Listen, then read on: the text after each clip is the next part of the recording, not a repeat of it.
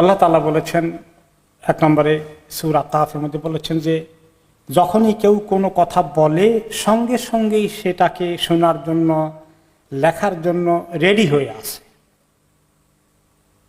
কে ready হয়ে আছেন সে কথা আরেক সূরাতে তিনি বলেছেন সম্মানিত লেখক মণ্ডলী কিরামান কাতিবিন, প্রত্যেকটি কথাকে তারা লিখে রাখছে, নোট করে ফেলছে, কোনো কথা তারা মিস করেন না। প্রত্যেকটি কথা, চাই আমি জোক করি, হাসাহাসি করি, একজনেরকে ক্রিটিসাইজ করি অথবা ভালো কথা বলি, প্রত্যেকটি কথাকে লিখে রাখা হচ্ছে।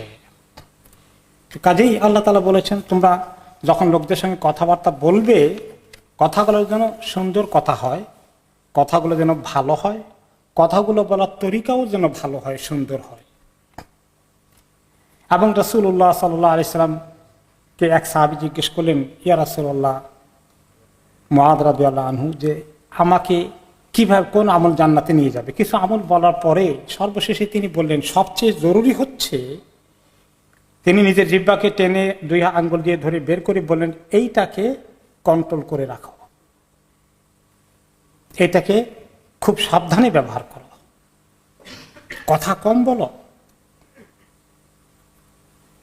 একটা হাদিসে তিনি বলেছেন যে ব্যক্তি কোন সময় কোনো ব্যক্তি একটি কথা বলে, সে মনে করে আমি একটু বললাম আর কি, এত সিরিয়াসলি নাইনি, কিন্তু এই কথাটা তাকে 70 বছর জাহান্নামের নিচে ফেলে দিতে পারে।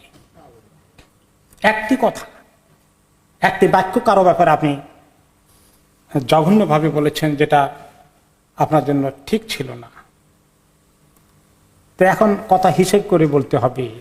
আমরা কথা বলতে কে কে হিসাব করেছি কোনোদিন? আচ্ছা কয়টা কথা বলবো আজকে? জীবনে তো হিসাব করি। নবী করিম সাল্লাল্লাহু আলাইহি ওয়াসাল্লাম বলেছেন দেখো কথা বেশি বলো না, আল্লাহ তাআলার যিকিরের জন্য যদি বেশি বলতে চাও বলতে পারো, আল্লাহর যিকির সংক্রান্ত, তাছাড়া বাকি বিষয়ে কথা কম বলো। আল্লাহ তাআলার যিকির ছাড়া অতিরিক্ত যে কোনো কথা, বেশি কথা মানুষের অন্তরকে কঠিন করে দেবে তিনি বললেন।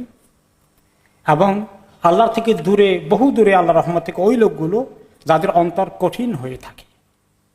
তাহলে আল্লাহর কাছে আসতে হলে, অন্তরকে নরম করতে হলে প্রয়োজনীয় কথার বাইরে অতিরিক্ত কথা বলা থেকে আমরা বিরত থাকার চেষ্টা করতে হবে।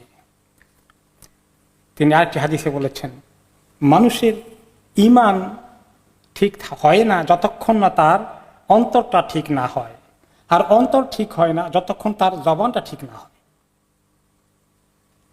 তিনি আরেকটি হাদিসে বলেছেন একজন মানুষের সুন্দর ইসলাম, তার ইসলামের ভালো একটা লেভেল হচ্ছে যে তিনি যেটা তার দরকার নাই সেই বিষয়ে কথা বলেন না।